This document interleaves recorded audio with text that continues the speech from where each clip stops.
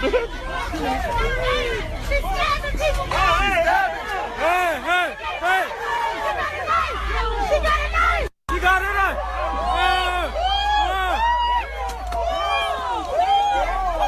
Get out of here! You got it up!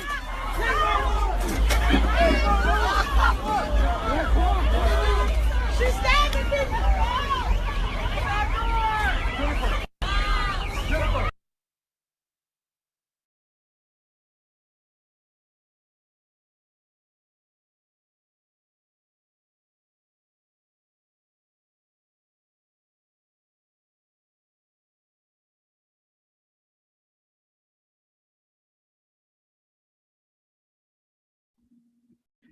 Greetings, everyone. Welcome to a counter-racist review of Atlanta, Season 4, Episode 1.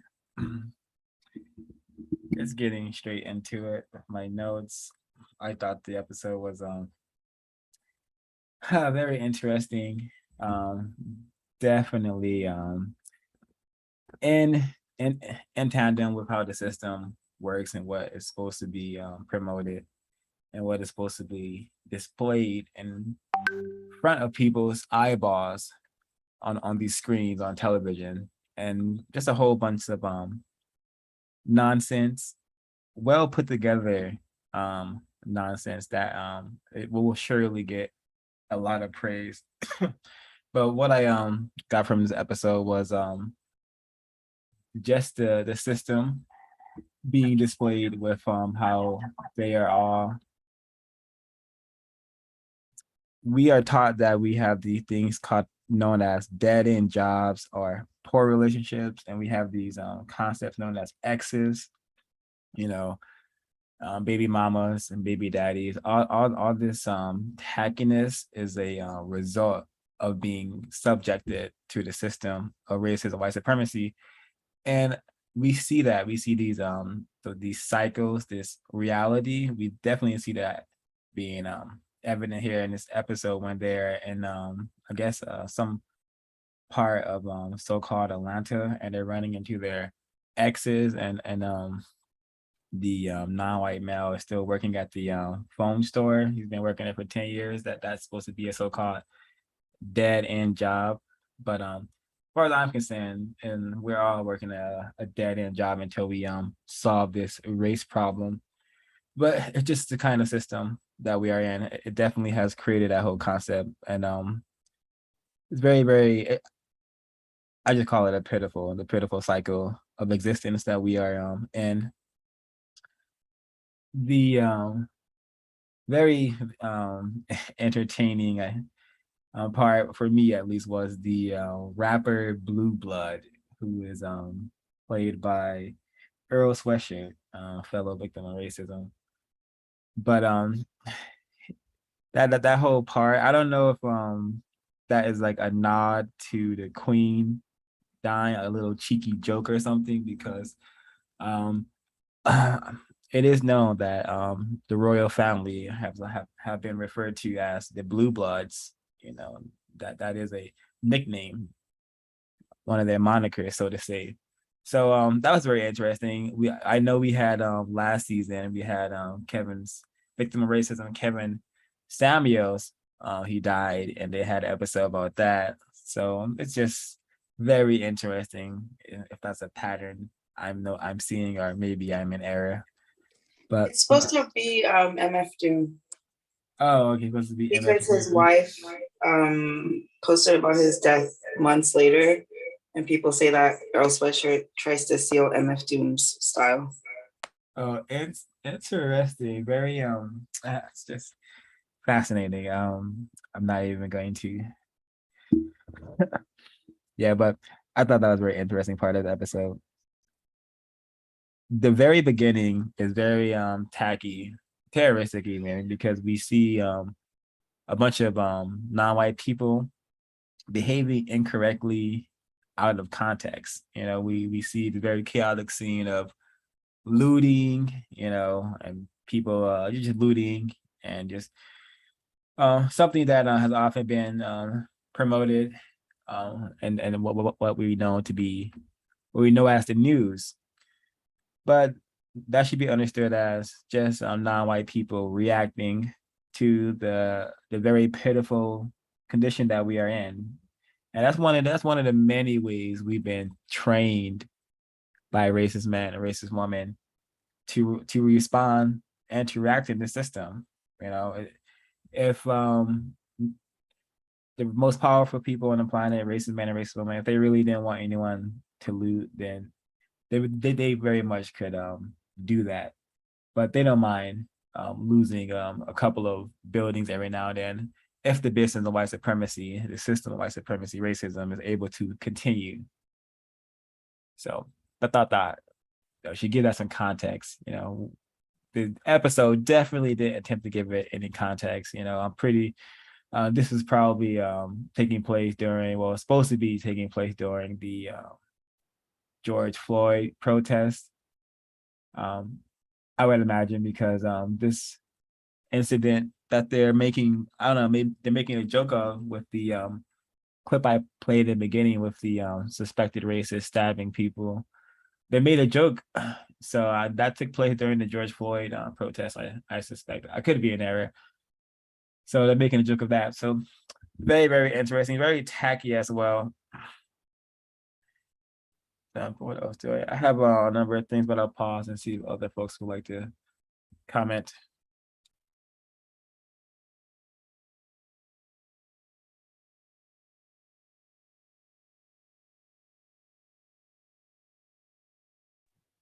Thank you for sharing that clip. Oh, peaceful greetings, everyone. Thank you for sharing that clip earlier with the white disabled woman pulling out a knife, trying to stab fellow victims. That is incorrect. And notice how, even though she's so-called disabled, I mean, well, she is disabled. She's in a wheelchair or whatever. How she's not afraid. It's always white people always trying to sell us this thing that white people are afraid of us. That's why they grab their purse, and that's why they cross the street, and this, that, and the other. This white woman, this disabled white woman, is proof that white people are not afraid. This is proof 999. Darius walking around confused as always. And he goes to return the air fryer, and in the middle of a situation, and the cashier steals the money. Yeah, that the fact that Darius like doesn't know what's going on, like he's just so, and there's so many of us. He's not alone, but like the way they wrote this character is very interesting. Anybody else have anything to chime in? You said Darius is not alone, and you are very correct. That I appreciate that comment. Yeah, I didn't get into the details of the precise incorrect behavior that we're seeing. The just the two victim, well, the victim of racism mistreating Darius, stealing his money. But and what you said is very logical. You know, a logical person sees that, you know, a riot, a scene like this is occurring. What logical thinking person is actually going to still try to return the air fryer? You know, but because they're so victimized, so confused by the system of white supremacy, this is his behavior. And yeah, this is how we've been programmed. So like most victims of racism, myself included, you know, we are very much Darius is not alone. I'm just gonna say that and pause there.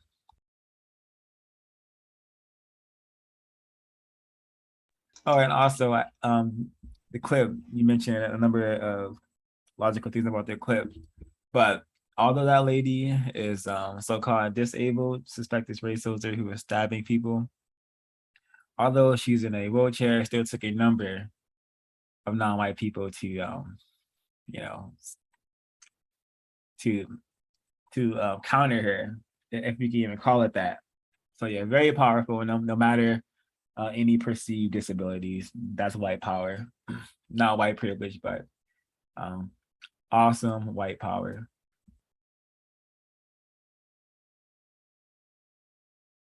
The end credit song "Running Away" by Sly and the Family Stone. I thought it was very appropriate for this episode. Uh, One line, "Look at you fooling you." To me, that summed up the entire episode. A lot of non-white people, Black people in this episode, their time and energy is being misdirected to keep them trapped in traffic. There are mostly non-white people in this store. It looks like a Target. One white woman in a wheelchair is stopping them from exiting the building. Darius is being hunted by this same white female throughout the episode. He wants to return this air fryer. He had a different intention, but we don't know what that intention is other than return the air fryer. What else did he want to do that day? He could not do that because he was being chased by someone. Then Paperboy, at least he seemed the only one to at least a little bit try to take back his time and energy, and he listened to Bluebud's song. I found it very entertaining to go on the scavenger hunt, and he was only one of 5 people who was able to determine where the funeral is. He didn't even know it was a funeral, but he followed the lyrics. I guess that would be someone else's manipulating, but he at least chose to engage in that. Everyone else, everything is accidental, incidental. Van and Ern and Kenya are trapped for hours, it seems, or days in one area. An employee is trapped in that same area for 10 years. And they accidentally run into Paperboy at the funeral. They have to go through a lot of discomfort to do that. Darius accidentally finds Ern, Paperboy, and Vanessa in Kenya. Accidentally. And then Darius is trying to help Kenya by giving her a gift for her father. But Kenya finds herself in danger. She doesn't know she's in danger, but we know that same white female who's hunting Darius, she doesn't care who she's hunting. She sees a non-white person. She knows what she's supposed to do. She's supposed to mistreat them. She's supposed to, her assignment today is to stab them. So it looks like while the non-white people in this episode had a specific intention for their day, in this system, their day was controlled, not by them, but by the usual suspects.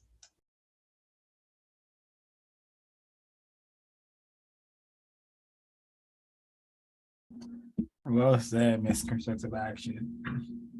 The whole Paperboy's scavenger hunt, I view that as an incoming metaphor, like a double-edged sword, because it just shows the potential of victims of racism when they do some thinking. You know, when we're really allowed to do some thinking, we can really solve problems. And a scavenger hunt is basically just solving problems. But the way the system has been maintained and refined is that they have trained us to be very, very serious about silly things, and spending your time and energy,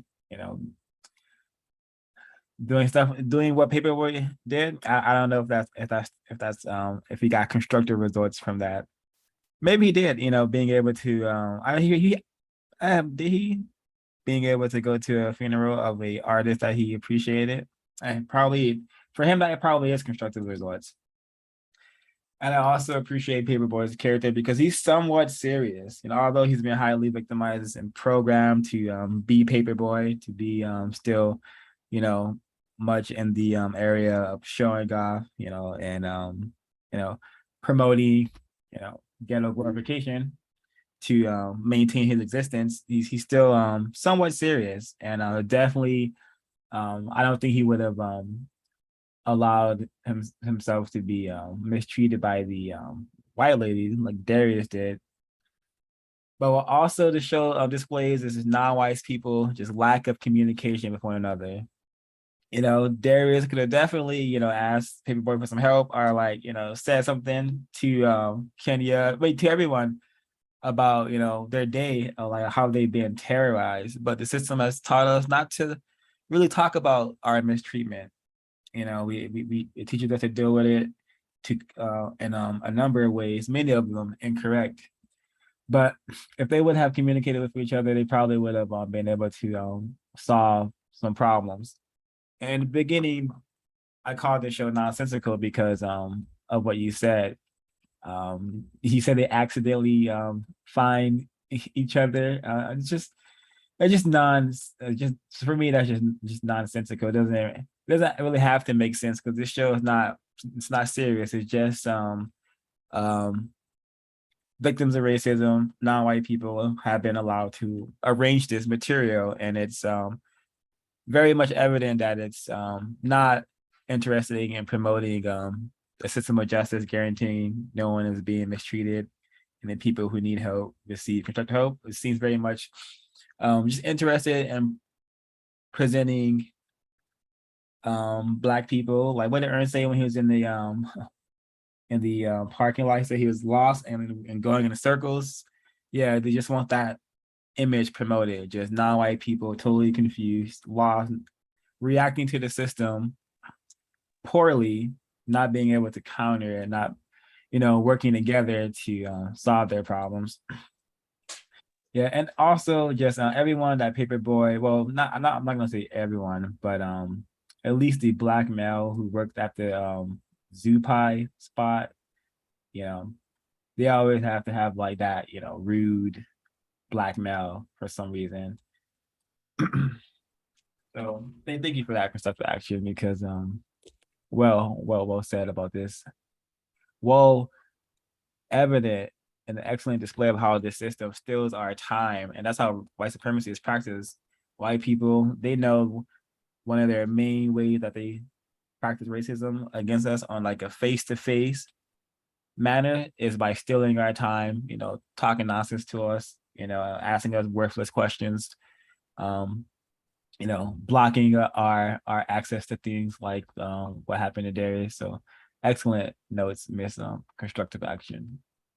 And I'm gonna pause and see if Yeah, I thought that was a really good point, that nobody, or specifically Darius, he seems to do this often where he's in situations where he could get help, but he never asks for it and never talks about what's going on with him. I feel like in that situation, I don't understand the point of leaving the car and not telling your friend or your associate, I guess, because he's not your friend, what is going on and that you may need help. But I thought that the Paperboy storyline was kind of interesting, only because it seems like at the end he kind of maybe might actually make him be more introspective about what his whole career as a rapper slash artist really means, because this person, Blue Blood, dies without really everyone. Maybe he says, I think that all these rappers are talking about his death, but nobody actually listened to his music to hear the clues. And I think that maybe it may make Paperboy think about because he seems to really be in a state of thinking that he is like above everything and has a lot of confidence in his career. And maybe it'll make him kind of be more mindful about what it really means to be an artist and to be like owned. I thought that the last scene was pretty interesting.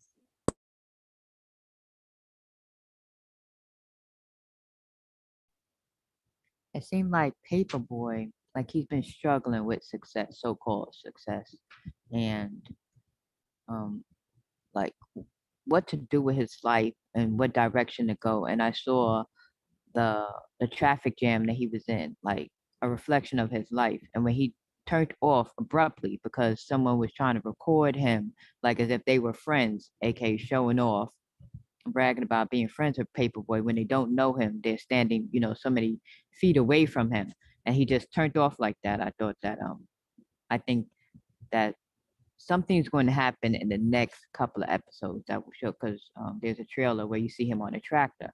I'm like, oh, somebody's making a life, an existence change, and I think, yeah, I really hope so, because I feel like these episodes have no consequence on the next one. So I agree. I thought the same thing. Like maybe he would make some sort of change in his life and think about his path. I really hope that this does something, but I don't hold out hope because, like O5 was saying, a lot of this seems to just be, I don't know, just like put together in a very nonsensical way. Mhm. I agree. I definitely agree. Zoo chips, I looked that up. When you looked at the zoo chips, a bag of Fritos with beans and I think cheese on top. When I saw zoo, I thought of animal. Um, Paperboy going on a scavenger hunt. Again, that's a person who's searching for and collecting discarded items. I thought that was interesting. I also associate that with an animal. Um, uh, Van and Ernest and the the so-called exes and everything. That made me think about the code and how we don't take sex seriously and how we should ask 200 plus questions before hitting the bedroom. If you're bumping into all these random people and oh, you're sharing this story and that story. I mean, it seemed like Ern and Van been together for a little bit of time now, a few years, and I would think that she should know all these things already, or he should know all these things already. But it's like everything's just like a surprise, and I didn't know type of attitude. I'm like, yeah, see, if you ask 200 plus questions before hitting the bedroom, you're gonna have situations like these awkward, moments with these people.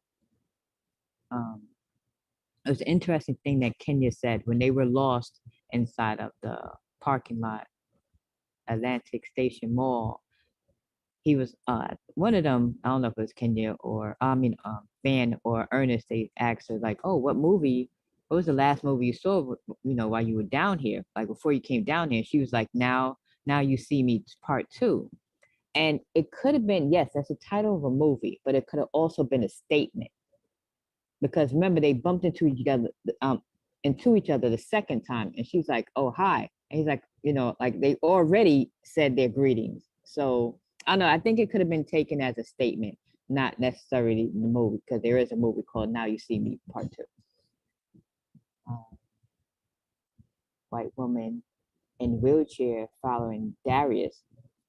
It reminds me of a movie called It Follows. And I suspect that the white woman in the wheelchair might be chasing Darius.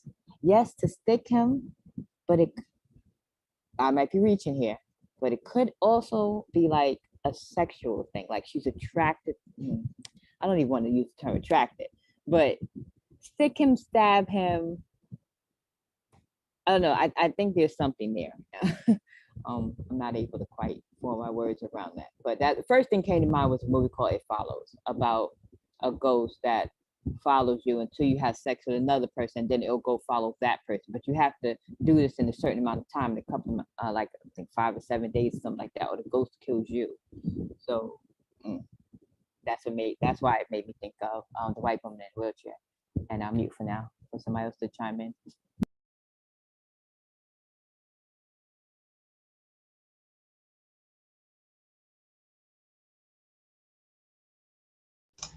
If we think in terms of genetic survival, yes, there is a sexual component there, but certainly not for Darius's enjoyment. She's hunting him because she may be physically attracted to him, and at the same time, she's repulsed by him. because he has the capacity to genetically annihilate her. So it's like a conflict going on within her. This person could destroy me. They have something that they shouldn't have. I need to stop him. I need to stab him.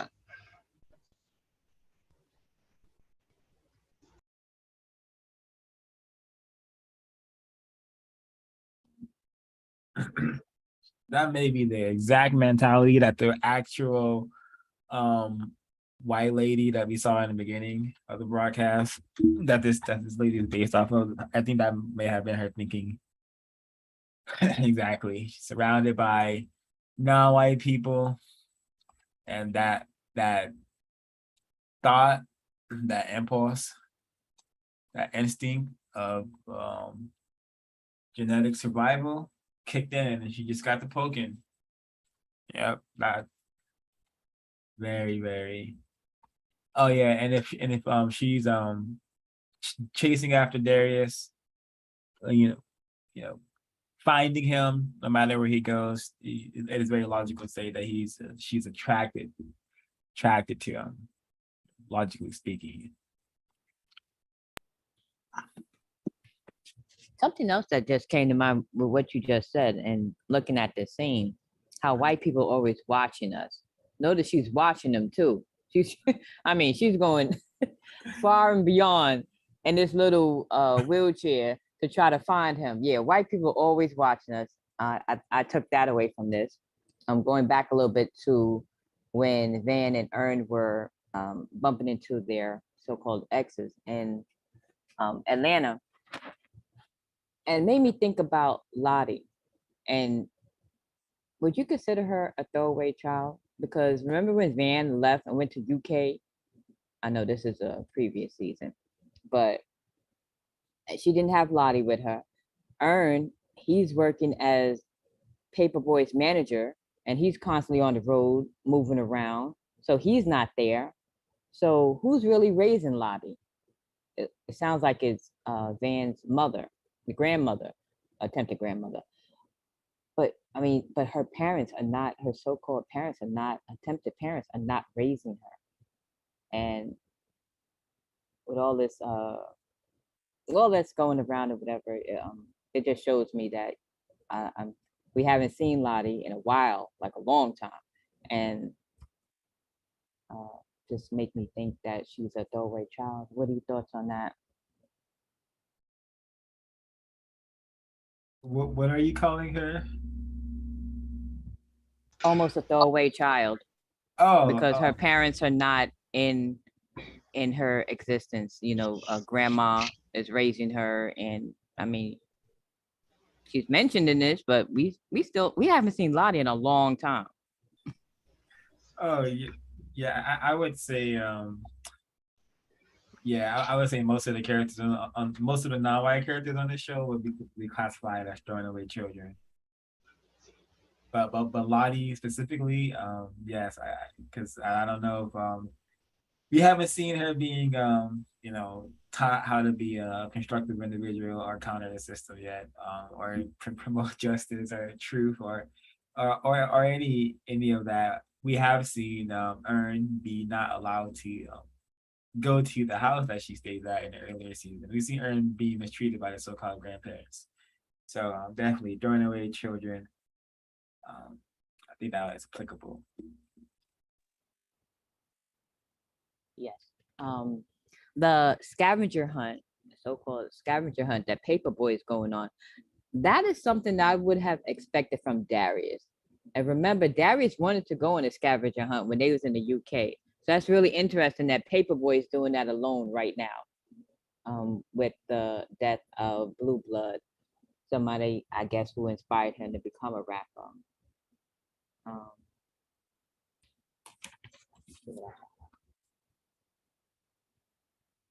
Okay, Gary's funeral reminded me of Tupac's Machiavelli.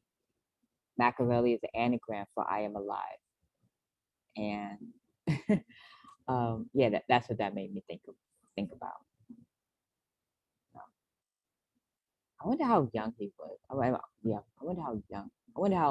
I wonder what Gary's age was, because the wife, the attempted wife, you know, she looked of a certain age. He probably was close in age to her, and I'm like, that would be, he passed away pretty young. I wish I would have got more behind that story, like what happened. You know, I know it's a terminal illness, I think, but I'm curious as to what happened to him.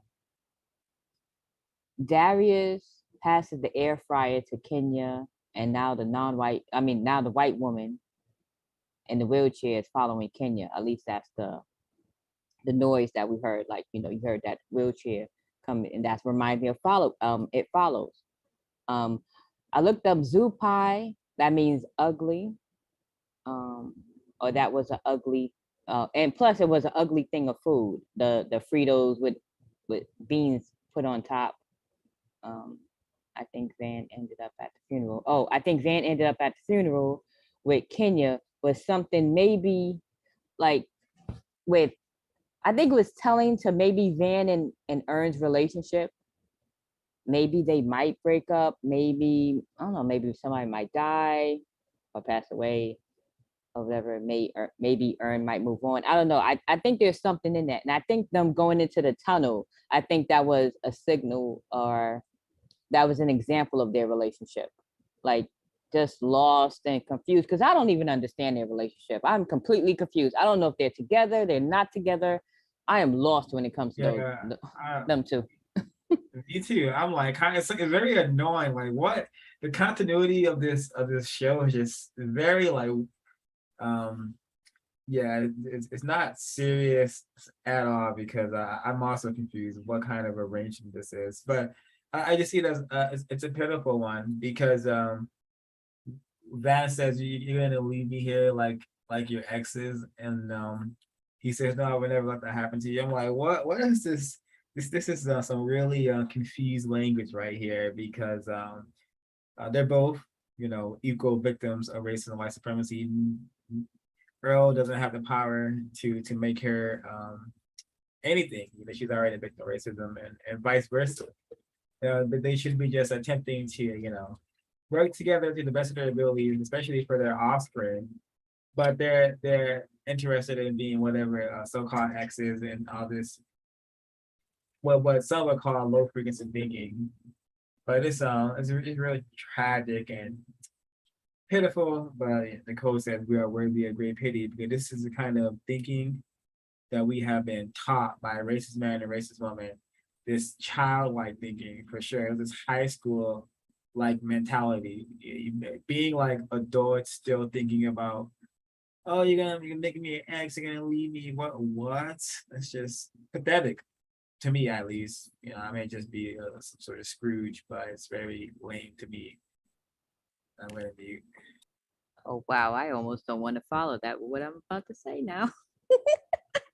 But while watching this, I was thinking to myself how I could relate to almost to all the characters. And then you said what you said. And how I myself went on a scavenger hunt. There was a very popular show back in the day called Lost that I got involved in. I'm like, yeah, I became like basically a fanatic in a way. And I watched that show all the time, and they had a scavenger hunt. And me and my attempted cousin, we went on the scavenger hunt. We had to go to a ping pong place and play ping pong, find a ball that has the emblem of Lost on it. Once we found the ball, we had to watch a little bit of Lost that was playing on the screen. It was quite a few people there, and somebody had a laptop, so we were all like huddled around this one white woman with the laptop, and we're trying to find the next clue, because we wanted to get a poster. We wanted to get a painting. And yeah, we did all this stuff. And instead of doing that, I should have been reading the code. I should have been doing something way more constructive. But no, I went on a scavenger hunt for Lost, for a TV show called Lost. Yeah. Fascinating. Thanks for sharing. That is very It's a very involved scavenger hunt. I like that's almost like what we saw in this episode. I didn't know that scavenger hunts were that wow. Yeah, so more evidence that when we do some thinking, we can definitely solve problems. But race many teachers and youth are thinking for not the most constructive activities.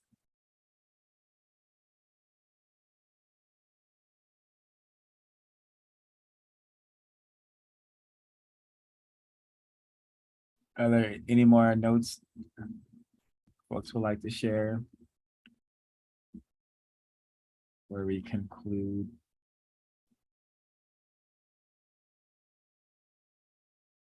The air fryer that Darius had, it was called Man. Oh, I wrote it down, but it's kind of my notes are kind of scattered a little bit. But it's called Man Something Wear. The Man Wear or something like that. WARE at the end, and I thought that was really interesting. I think that's something though. Maybe I'll pick it up or maybe I'll be able to decipher that. But yeah, they showed it a few times. Well, twice. I shouldn't say it's twice. Yeah, I didn't catch that when I was watching the episode. Did anybody reference the MF Doom reference of like the rapper being dead? No, go ahead, please. Okay, all right. So basically, MF Doom is a like some underground rapper, and basically nobody knew that he had died back in like 2020, and uh, that was sort of like the whole thing where Paperboy was listening to his music because like nobody knew that he had passed away. Um, the whole thing with the white woman in the wheelchair, that was a news report back in 2020. Um, the Zupa thing, that's a concoction of baked beans and Fritos. Uh, the white woman who was in the wheelchair following Darius throughout the whole episode just showed me that white people are very patient and they'll wait for a long time to, uh, at the end of the episode, next thing you know, sneaks up on the black female. Uh, it was a reference called "Do It for the Culture," and when uh, Paperboy got finished with his scavenger hunt, the reward was a weed plant. So those were like some of the notes that I had jotted down when I was watching the episode from yesterday. I'm mute.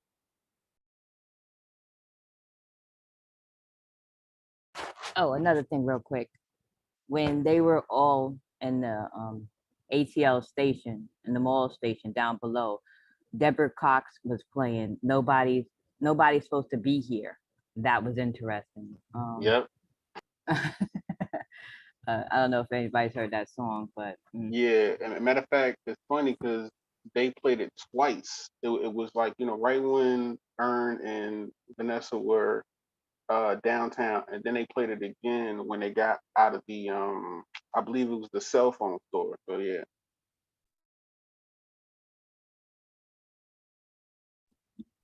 yeah, that was interesting what you said about how white people are patient. Yes, yes, yes, sir. Also, the lyrics that "How did you get here?" and "No one's supposed to be here." I've heard that song many a time, and that is very fitting for what we are experiencing on planet Earth. No one is supposed to be in the system of Yeah. white supremacy. No one's supposed to be subjected to this insane incorrectness. But it will remain so until we solve this problem, white and non-white people. Yeah, just to help out Helen with the air fryer, it says "say man wear air fryer," so it's all one word. Say man wear air fryer. I'm mute. Thank you for that because I just found my notes. Say man real like you just said, and it just shows how clueless the non-white characters, aka Darius, or yeah, the characters, all of them, but and not just them and beyond, but That's how clueless we are. Say, man, where? Like, where? What's going on? Where are we? Yeah.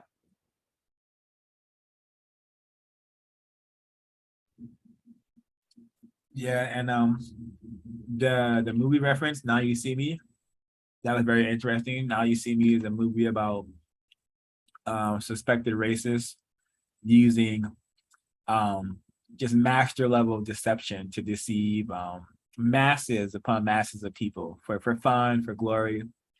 And they use they call it magic, but it's just master level deception. And that's what that movie is about. So that being the reference is very interesting.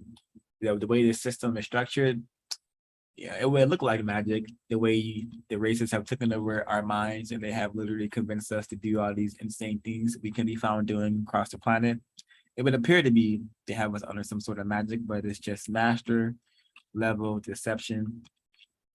And it's our job to understand that and counter that thinking they are attempting to program in us 24/7. But that movie reference, I don't know, you know, are these are this is it just by coincidence or does someone involved in the show have some has a somewhat understanding that we are in a system, but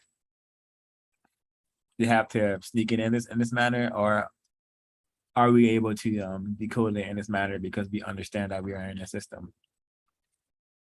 I don't know.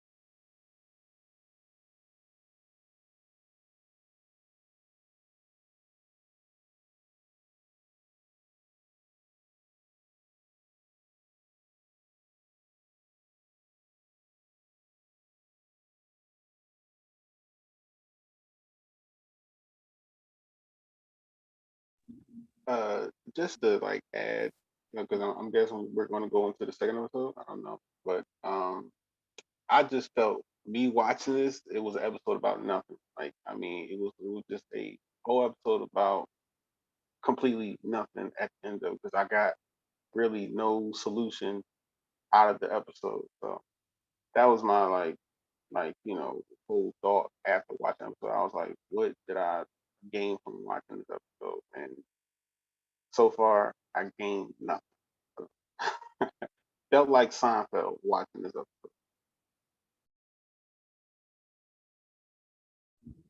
Yeah, I think yes, just the entire that's the whole show for me. Just just very, very little continuity. Like didn't Val have a whole like epiphany last season where she had like a mental breakdown? You know what? You know, it's just the show. And this right now the episode is very, very highly rated. Yep, But and it just it's and definitely highly rated by white people, especially. yeah, and this episode, this whole series has been just presenting how the area of entertainment known as rap, hip hop, has been made a joke within the system. Once upon a time, it was a very serious area where people were using it to motivate other people to think about and fight racism. Now it has been warped by racist man, racist woman, and racist child into this um into this field where it's just very, very silly. You know, you have you got a album about a scavenger hunt, and then you mentioned he got a weed plant for the funeral, and then Yeah, he says track 11 or something is how you take care of it. I'm like, what? This is hilariously tacky. Like they're clowning us, I suspect. But yeah, yeah. yeah. Like, I mean, just to even go through the whole scavenger hunt, he had to watch the 3D movie. he had to go through a cartoon. Like it was just, what is the point of all of this? So yeah, definitely got nothing out of it. So, I mean, Oh, wait a minute. Thank you for that. Like I said, my but notes are all over the place, but thank you for that. You just reminded me of something. When Paperboy Al was, aka Al, was going through the scavenger hunt, there was a moment where he went to another black male. Now he's sitting in his car and the black male is on the outside. The black male takes his arm and and slips it inside the car, like right on the edge of the window. And the black male has a barcode tattooed onto his arm, and Paperboy uses that to scan to figure out what the next clue is. oh yeah, That made yeah. me think of now, mind you, I've never read this book, but Zero Five has talked about it a lot. And what's it called? Paper monitors, colored monitors. Color monitors. Yeah, yes. Yep. It made me think of Color that. monitor. And I have not read the book. I admit I haven't read the book, but you've spoken about, and that made me think of that right there. What Yeah, do you think, 05, No, after I'm glad you having read the mentioned it. book? Yeah, I noticed it, and I didn't even jot it down because in my mind, a lot of this is coming from the minds of non-white people. But I gotta understand that at the end of the day, white people allow this stuff to be in front of our faces. So yeah, definitely a black mirror. You know, the black male, just the barcode can definitely be decoded as some sort of a brand, some sort of. It's very bizarre, and just the fusing of the black male with technology, with digitalization of black male, black people. That was definite color monitor moment.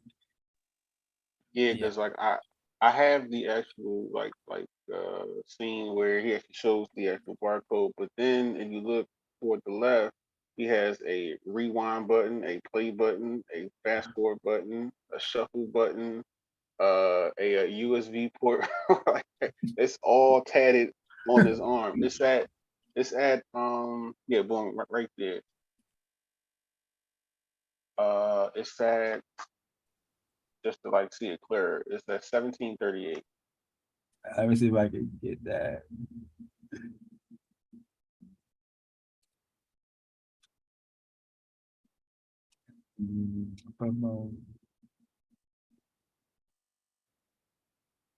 Yeah, it's just, the black male is a machine. Black people are your machines in this system. You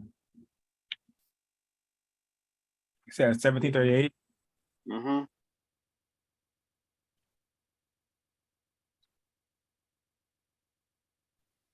Yeah, it's not Oh no, just press the play button, because like maybe you have like a whole like different version than I do. So yeah, just like forward it again, yeah, and I'm just then he'll gonna like show it.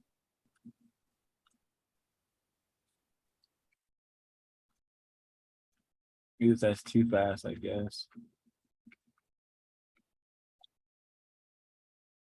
No, I'm just not gonna play because I don't want to risk the copyright stuff. No So problem.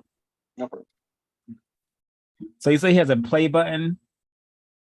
Yeah, like pretty much the actual tattoos, like it has the barcode, and then like right to the left of it, it has the rewind, pause, play, fast forward, shuffle, and then it's like a USB logo too on his actual tattoo.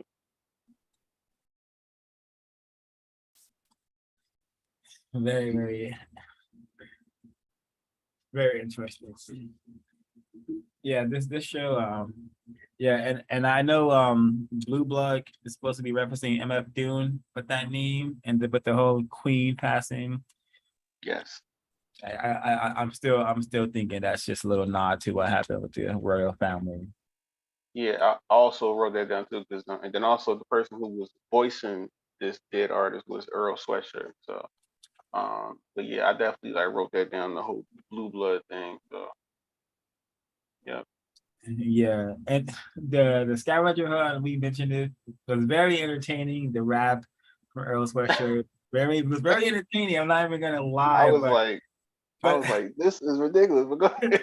yeah, but the things that he's doing is just totally silly. You got to watch a 3D movie. You have to go read this manga book. You know, it's just wow. For the time and energies that Blue Blood spent at making this scavenger hunt, he could have definitely did something really constructive against white supremacy, you know. But no, he's making a scavenger hunt, you know. But Yeah, it's mainly a scavenger hunt to view his. Or, I mean, and plus, it wasn't even his body; it was just a straight up skeleton.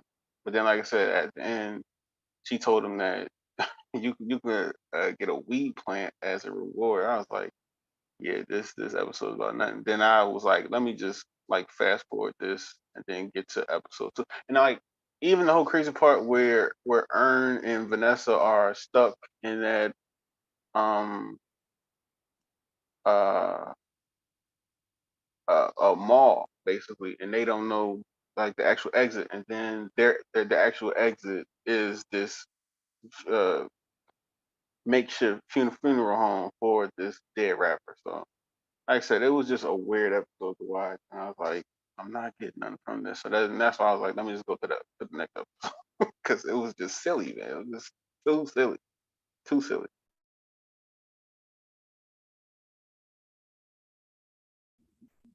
silly indeed. Are there any more folks who would like to share some notes, or can we conclude?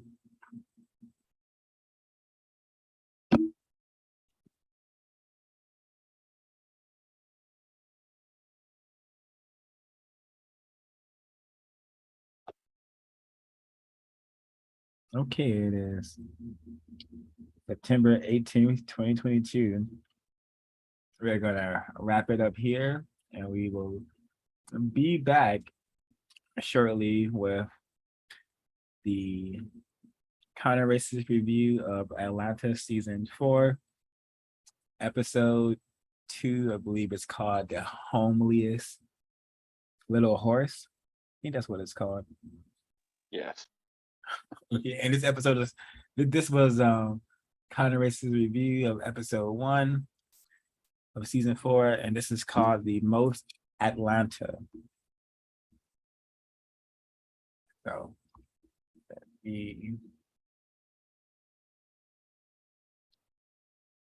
please everyone go to producejustice.com, secure your copy of the code book, study it, apply it, tell your associates, your care unit to do the same.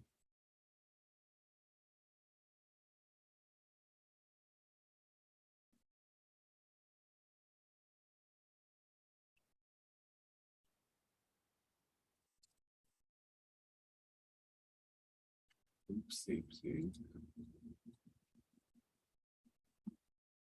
You are alive. No. I exist.